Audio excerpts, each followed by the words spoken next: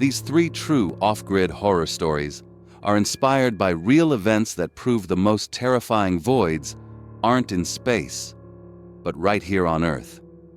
Tonight, we examine the chilling accounts of an entire town, a lone photographer, and a trio of dedicated keepers who stepped into a void so quiet, it swallowed them whole. First, a mountain in the Blue Ridge begins collecting people, making them vanish without a sound from trails, backyards, and even a moving bus. Then, an experienced outdoorsman disappears from his car in a snow-locked national park, leaving behind everything but his body and footprints. And finally, three veteran lighthouse keepers are erased from their isolated post, leaving behind only a half-eaten meal and a mystery the sea refuses to solve. You think getting away from it all is about finding peace. But sometimes it just means there's no one left to hear you scream. Subscribe and turn on notifications so you don't miss what's hiding in the quiet.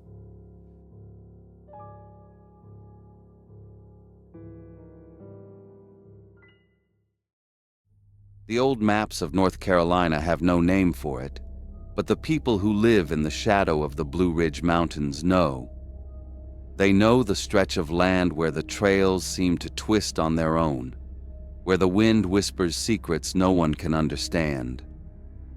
The sound of the wind is not a steady whoosh, but a low, shifting sigh, as if it were breathing in and out, searching for something. It's not a place you seek out, it's a place you avoid. They say the mountain has a quiet hunger, and in the year 1970, it decided it was time to eat. The first to go was Gideon in the spring of that year. He was a trapper, a man who had walked these woods since he was a boy.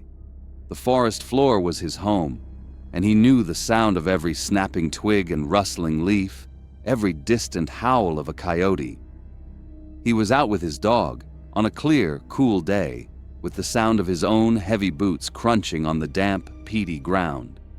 His dog, a sturdy hound, was his shadow. But the dog came back, the faint jingle of its collar bell a lone, mournful sound as it trotted back to the cabin. Gideon didn't. When a neighbor came to check on him, the only sound was that dog, whining softly on the porch, refusing to go back into the woods. The search party found nothing but silence. They followed the dog's tracks back to a single, perfect boot print in a patch of mud, a little too close to the edge of a sheer drop. The print was a deep impression, as if a great weight had pressed down before simply disappearing. After that, the other trappers gave the western slope a wide berth, their hushed conversations in the town's only tavern always ending with the same uneasy quiet. Then came Louise in the summer of 1970. She was visiting, an outsider who came to see the lush green of the mountains. She wore a bright, bold red jacket, a splash of color against the humid day. Witnesses saw her walking up the path to a scenic overlook, a common trail for hikers. The air was filled with the gentle, constant whisper of leaves stirring in the breeze. One moment she was there, a red jacket against the endless green. The next moment she was gone. The only sound was the wind, now a low moan that seemed to fill the space where she had been. There were no signs of a struggle. Her family searched for days, their worried shouts echoing through the quiet trees. The sound of their calls grew hoarse and desperate, but the mountain gave up nothing.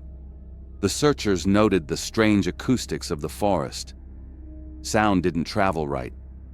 The crackle of their radios was often replaced by a hissing static, and their voices seemed flat, swallowed by the dense woods just feet away. Her red jacket was never found, a fact that haunted the search teams who scanned the endless green landscape for that single spot of color. In the early fall of 1970, the story shifted from the woods to something truly unnatural. An old soldier, Eugene, was on his way home from visiting family. He was on a bus, the low rumble of the tires on the worn asphalt, a steady, sleepy sound as it climbed a mountain pass. The driver looked in his rearview mirror and saw him dozing, a quiet, peaceful presence. 10 minutes later, at the next stop, the driver hit the brakes with a gentle hiss of air pressure, and he looked back to see the man's seat was empty. Eugene's bag and coat were still on the seat beside him. The other 14 passengers had no explanation. They had been talking and laughing just moments before, their voices filling the small space, but they had not heard the faintest whisper of movement, not a single sound of a person getting up and leaving. Not the creak of the seat springs, not the shuffle of shoes on the rubber floor, not the click of the emergency window latch. The bus was a sealed metal tube, and a man had simply ceased to be inside it. The disappearance that broke the town's nerve came just a few weeks later. It was a small boy, Billy, playing in a truck cab while his mother was just feet away talking to a neighbor. The truck's radio was playing a soft, barely audible song, and the only other sound was the casual conversation between the two women, their voices a comfortable drone. A minute, maybe two, of inattention, and the truck door, which had been left ajar with a slight creak, was now closed. The boy was gone. The neighbor's dog, which had been sniffing at the tires, began to whine, a soft, frightened sound. Bloodhounds were brought in, their initial eager bays echoing through the town. They tracked his scent to a specific patch of forest, the same place where Louise was last seen. The only sound was the frantic panting of the dogs and the hurried footsteps of the searchers. Then, at a specific point on the trail, the dogs stopped. The sound of their panting ceased. They went silent, whining low in their throats and pulling back against their leashes, the hair on their backs standing up. The scent just stopped, as if it had been sliced with a knife. The last was Irene, near the end of that same terrible year. She was out for a hike with her cousin, their voices a cheerful chatter as they walked. She slipped and fell, getting her clothes wet. A small squelch of mud was all the sound it made. She said she'd just walk back to the car to change and then catch up. It was a short walk, maybe 10 minutes. She never made it. 7 months later, after the winter snows had melted, her body was found miles from where she should have been, in an area that had been searched by volunteers and law enforcement many times over. It was found in a flooded quarry, a place so obvious it had been checked by divers the first week. The only sound was the shocked silence of the search party who found her, a silence broken by a single, distant caw from a crow. The only comfort was that she was no longer missing. The horror was that something had kept her hidden for so long, only to place her back in plain sight of 100 searchers. The town had no answers, only theories whispered over coffee and beer. The most common was of a human predator. Some said there was a man living in the woods, a quiet killer who knew how to stalk and silence his prey. They pictured a man moving silently through the trees, his footsteps making no sound on the forest floor. They talked about an old, collapsed shack deep in the north woods, where some hunters swore they'd seen a faint lantern light on moonless nights. But the question remained: how could a man pull someone off a moving bus without making a sound? How could he hide bodies so well, only to have one reappear months later, as if it had been placed there?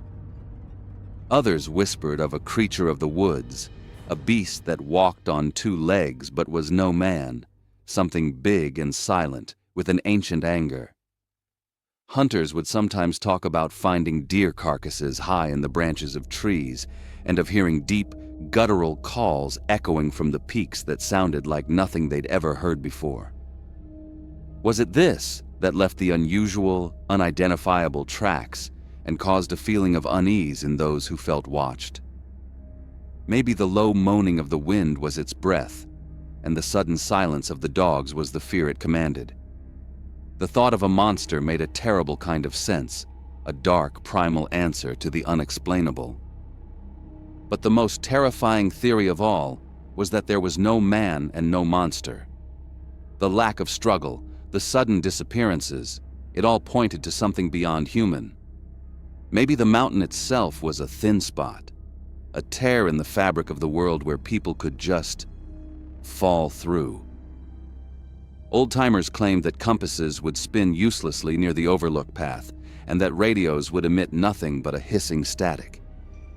As if they were stepping into a void, with no sound, no struggle, just a sudden, complete absence. The only sound would be the wind as it rushed in to fill the emptiness. Today, the mysteries on that ridge and the Blue Ridge remain.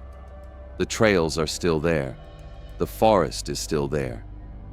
For every person who walks them, the wind still sighs and the leaves still skitter across the path. And with every step, the question is always the same, a quiet thought that echoes in the back of your mind. Is it the kind of quiet that means you are alone? Or is it the kind of quiet that means something is waiting for you? The mountain, of course, gives no answer. It just waits.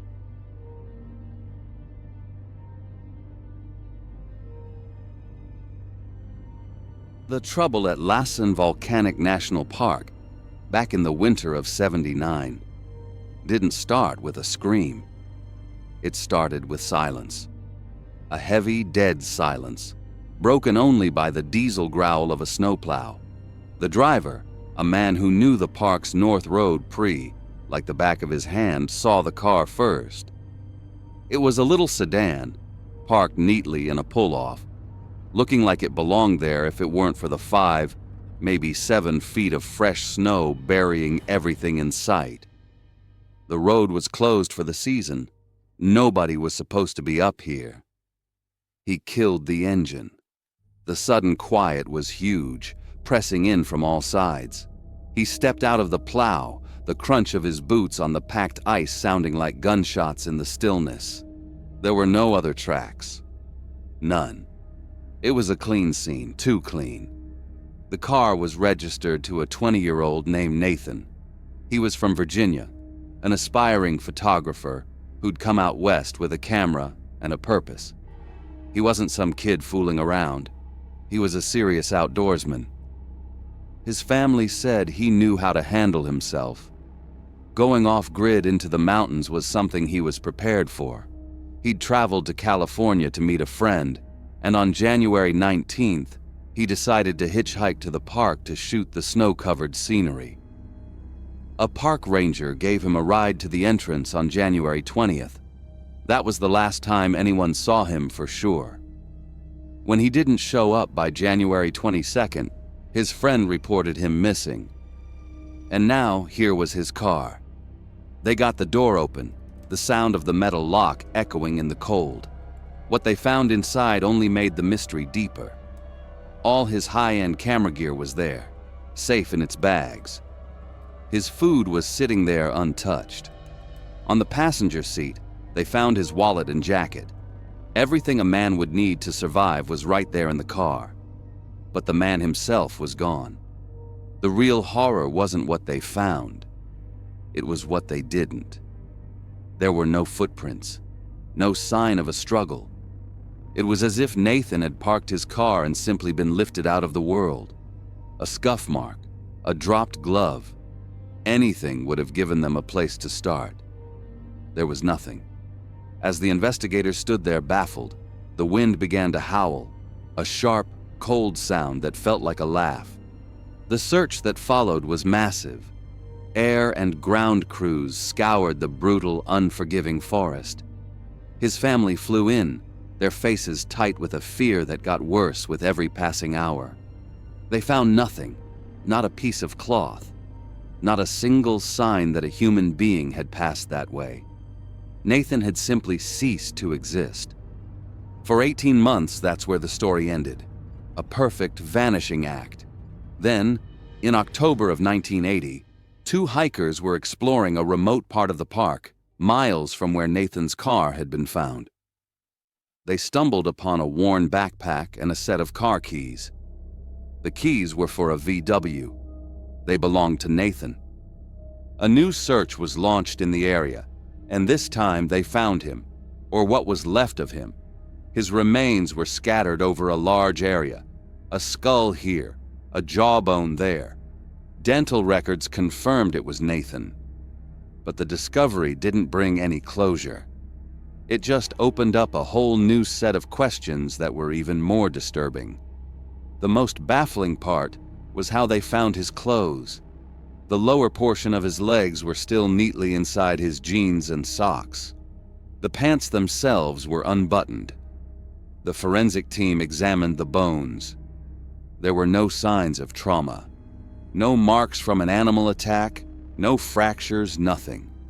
And his camera, the one thing he treasured most, was gone. It was never recovered. So what happened?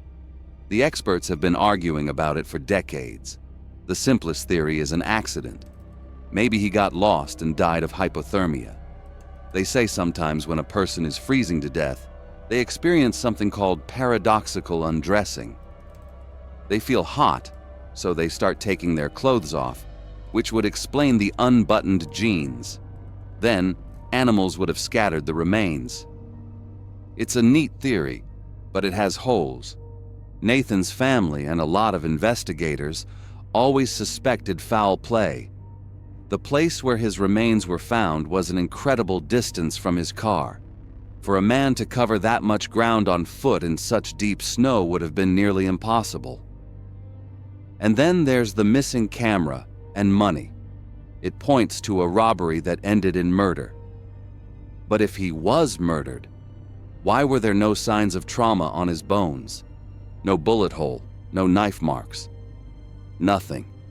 And that leaves the other theories, the kind people talk about in whispers, the strange, unconventional ideas about what really lives in the deep, dark parts of the wilderness. The case of Nathan remains a haunting enigma. It's a story that tells you that sometimes finding a body doesn't solve the mystery. Sometimes it just proves that the truth is far stranger and more terrifying than you could ever imagine. The silence that the plow driver found that morning on the North Road has never really been broken. It just has a new, colder question attached to it. Not just how did Nathan die, but what in the world happened to him after he did.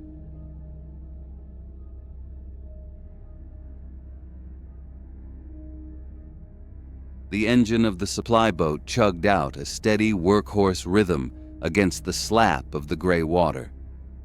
It was the morning of January 5th, 1921, and the air off the coast of Western Ireland was cold enough to feel like a wet stone against your cheek.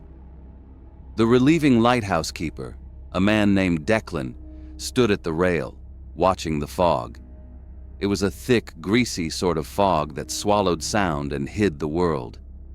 He was thinking about a hot cup of tea and the card game he, Liam, Patrick, and Sean would have once he was ashore. It was a simple thought, a familiar one. But as the shape of the island began to cut through the mist, that simple thought started to sour. Something was off. There was no flag flying from the mast on the landing. It was a small thing, but it was the first thing. The keepers were meticulous men. The flag was a signal, a sign of life that said all is well. Its absence was a silent shout. The boat's horn blasted a low, heavy note into the fog, once, then twice. The sound rolled over the water and died against the rock of the lighthouse with no reply. Declan pulled his collar tighter. He and the young deckhand, Brendan, stared at the silent tower. It looked dead. The light was out, which was normal for the day, but there was no smoke from the chimney, no figure waving from the landing, just cold, silent stone. The chugging of their boat's engine and the crash of waves were the only sounds in the world. Declan gestured to the young man, and they began the approach to the landing. The climb up the iron rungs bolted to the cliff face was routine, but today it felt different. The rungs were slick with sea spray. Each step up felt like a step into a deeper quiet. The familiar sounds of work, of men moving, of tools clanking, of life, were gone. Reaching the top felt less like an arrival and more like stepping into a place that had been abandoned for years. The main door to the lighthouse was heavy oak.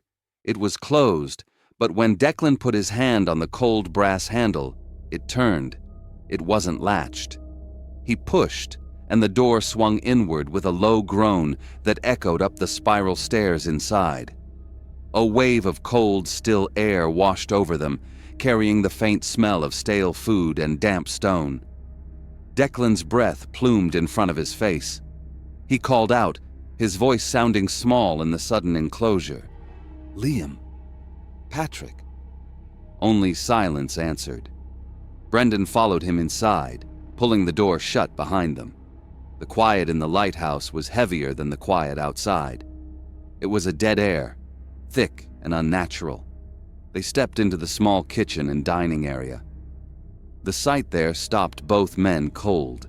The table was set for dinner. 3 plates, 3 sets of silverware, 3 cups.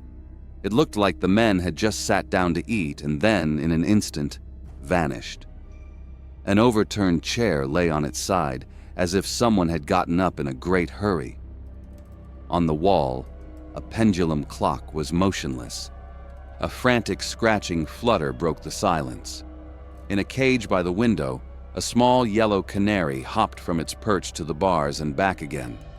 The bird was the only living thing in the room, its small panic a stark contrast to the frozen scene around it. Brendan walked over and saw its seed dish was empty and the water tray was dry. The bird had been on its own for a while. Declan's mind was turning.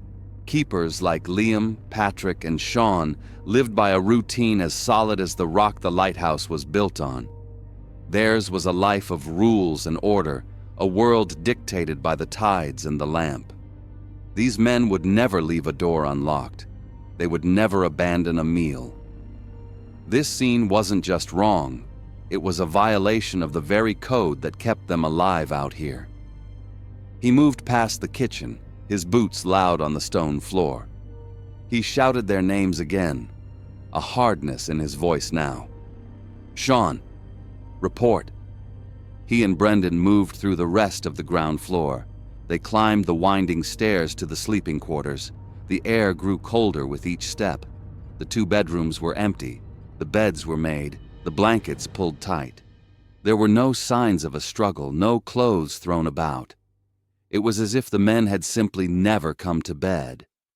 Back on the ground floor near the main door hung the heavy oilskin coats and boots the men used for going outside in foul weather.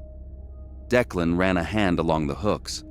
2 sets of gear were gone, but one set, a coat and boots he recognized as belonging to Sean, was still hanging in its proper place.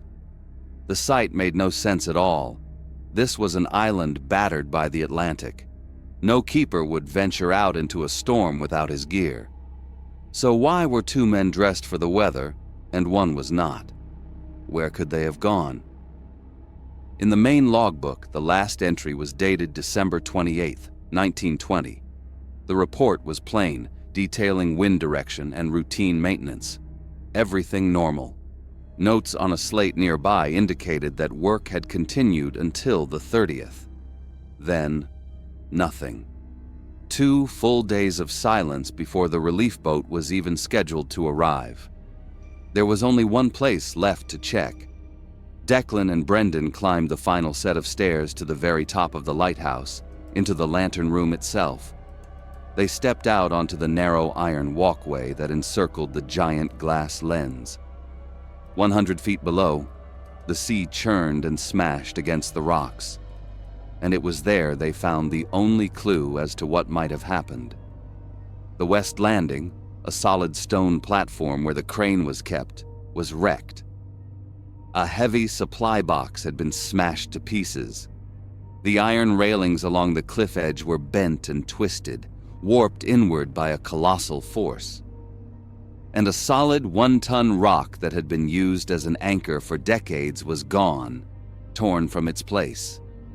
It was evidence of a storm of impossible power, of a rogue wave so immense it had reached 100 feet up the cliff face to tear apart solid iron and stone. This, the authorities would later say, was the answer. A freak wave had caught 2 of the men on the landing. Sean, seeing them from inside, must have rushed out to help without stopping to grab his coat, and all 3 were swept away in an instant. It was the only theory that made any kind of sense, but it never sat right with the men who worked the lighthouses, not with Declan. Why would 2 veteran keepers be out on the landing during such a storm in the first place? And if Sean was running out in a panic to help them, why would he have taken the time to close the heavy oak door to the lighthouse behind him? The questions hung in the air, as cold and heavy as the fog on that January morning. No bodies were ever recovered. No further evidence was ever found. The sea gave up no secrets. All that was left behind was an empty lighthouse, a table set for a meal that was never finished, and a mystery that was never solved.